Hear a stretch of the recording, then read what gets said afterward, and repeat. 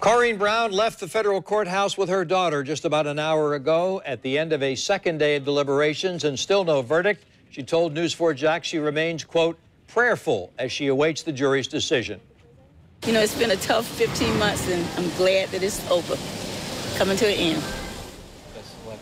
Jurors have deliberated a total of 11 hours and 47 minutes since yesterday afternoon. They'll be back at it first thing tomorrow morning.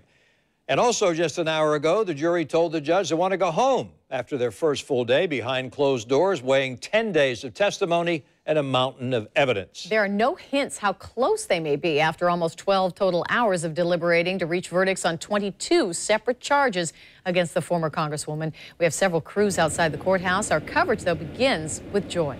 Joy. Mary, Tom, when Corrine Brown left the courthouse shortly after the jury was dismissed, she was silent, did not say a word, and that might be because just before the judge let the jurors go, he gave everyone a stern reminder: do not talk to anyone, do not talk to the media about anything having to do with this case.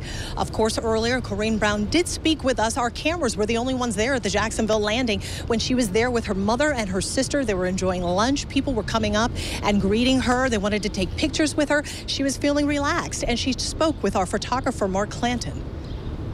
This has been 15 months, and you're just asking how I'm feeling. And it's just been a very difficult time, and, you know, I'm very prayerful, and, you know, the community has been wonderful. You know, the people praying, and, you know, we're going through it together. The attorneys, however, when they left, no comment. There were really no comment from them all day, attorneys for both sides. Now, back to the jury. We told you earlier that during the day, the jurors had a break, and some people who've been in the courtroom every day, they saw some of the jurors out taking a break. They were jovial, they were palling around, they were very chatty with each other, but that wasn't the case for all the jurors, especially toward the end of this day. Joining me now on the other side of the federal courthouse is Lindsay Gardner. Lindsay, you were inside, you saw the jury as they were getting ready to leave. Not everybody happy. Well, Joy, we were trying to figure out exactly where this jury might be standing right now, and it did appear that two of them seemed to be a bit frustrated, that most of them, though, were expressionless. We weren't able to see smiles or anything that maybe those observers saw on the hallway earlier.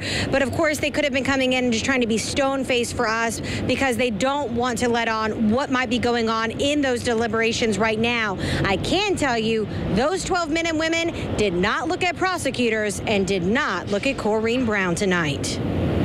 Corrine Brown spent the day waiting out the jury at the Jacksonville landing. Alongside her, her own mother and her daughter, along with some friends. I love the landing. It's such a beautiful place, and the water is so peaceful. It is the first time she's talked to us since her trial began 12 days ago. As her freedom hangs in the balance, we spotted her smiling and taking photos with supporters. You know, it's been a tough 15 months, and I'm glad that it's over, coming to an end. While Brown is choosing to wait out the verdict away from the courthouse, prosecutors are waiting out the decision inside the courthouse.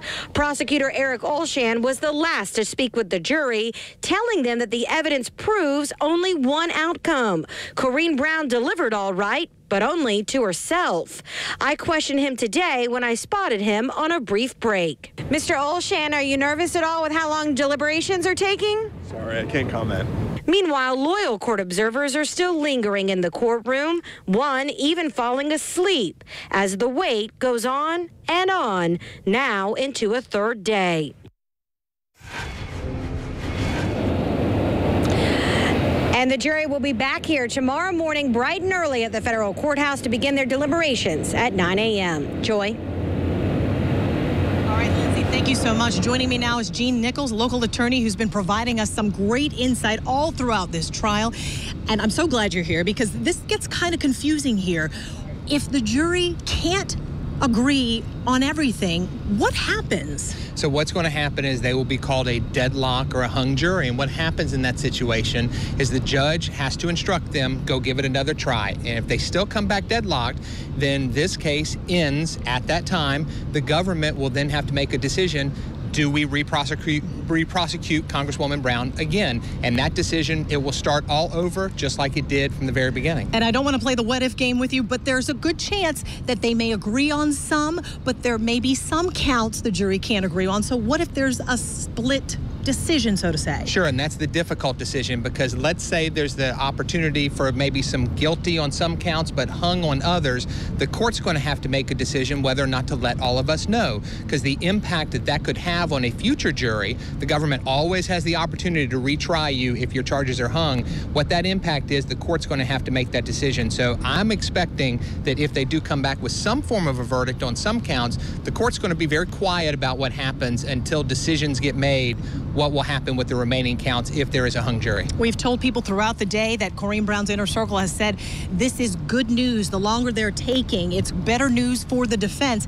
How must the prosecution be feeling? No doubt they put on their case, the government put their case on, figuring, hey, we got this. This is a slam dunk. Well, everybody's nervous at this point, but there's no question the longer this goes on, the government is wondering, why have they not convicted? They believe from the very beginning that they had a case that they could put in front of a jury, that a conviction was going to come fairly easily. The longer this goes on, you know the defense knows somebody up there, somewhere between 1 and 11 people, have sided with the defense, at least to a certain extent, and they're disagreements going on upstairs that only benefits a defendant in any trial, much less this one. We have run out of time, but I got to ask you, do you think this is over tomorrow? Will the jury come back with a verdict? I think it's over tomorrow, and I don't think they'll come back with a verdict. I'm afraid that this jury could be hung up and come back and tell the judge, we cannot come back with a decision on this case. All right, Gene Nichols, thank you so much. We appreciate your insight. You will hear more from Gene Nichols tonight on the 10 o'clock news when we bring you a complete wrap-up of everything that has happened today. Even though not a whole lot inside the courtroom, a lot went on outside. We'll bring that all to you tonight. For now, we're live outside the federal courthouse.